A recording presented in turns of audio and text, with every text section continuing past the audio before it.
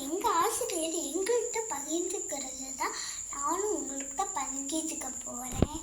அதுக்கு முன்னாடி நான் ஒன்று என்ன சொல்கிறேன்னு பார்த்தீங்கன்னா, எந்த வீடியோவுக்கு நீங்கள் புதுசாக இருந்தால் லைக் அண்ட் சப்ஸ்கிரைப் ஷேர் பண்ண மறந்துடாதீங்க.